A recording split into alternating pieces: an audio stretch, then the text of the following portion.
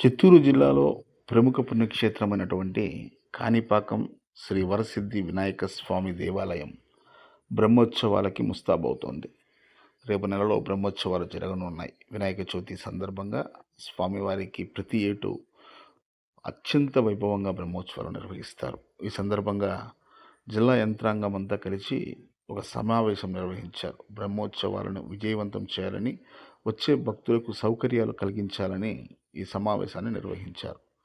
ఇందులో పుత్తలపట్టు ఎమ్మెల్యే మురళీమోహన్, జిల్లా కలెక్టర్, దేవాలయ అధికారులు, పాలక మండలి సభ్యులు అందరూ కలిసి సమన్వయంతో ఈ సమావేశాన్ని నిర్వహించారు. భక్తులకి మెరుగైన సౌకర్యాలు కల్పించాలి, విజయవంతం చేయాలని ఎమ్మెల్యే పిలుపునిచ్చారు.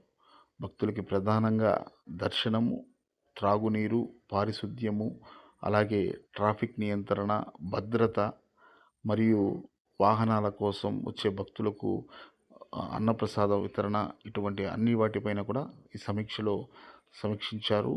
అందరూ కూడా కలిసికట్టుగా బ్రహ్మోత్సవాలను విజయవంతం చేయాలని ఎమ్మెల్యే పిలుపునిచ్చారు. కలెక్టర్ కూడా అదే శాఖతో ఆదేశాలు ఇచ్చారు. పోలీసులను కూడా అప్రమత్తంగా ఉండాలని, భక్తులకి ఎటువంటి అసౌకర్యం కలగకుండా చూడాలని కూడా కలెక్టర్ కూడా ఆదేశించారు.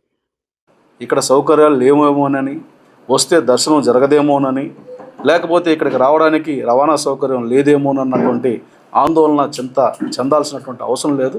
ఇక్కడికి వచ్చిన ప్రతి ఒక్కరికి సంతృప్తికరమైనటువంటి దర్శనం కలిగించడానికి అవసరమైన ఏర్పాట్లని మేము జిల్లా అధికార యంత్రాంగం, కాణిపాకం దేవస్థానం, ఎండోమెంట్ డిపార్ట్మెంటు, ప్రభుత్వం ద్వారా అన్నీ కల్పిస్తామని మీ అందరి ద్వారా ప్రజానీకానికి విజ్ఞప్తి చేస్తున్నా.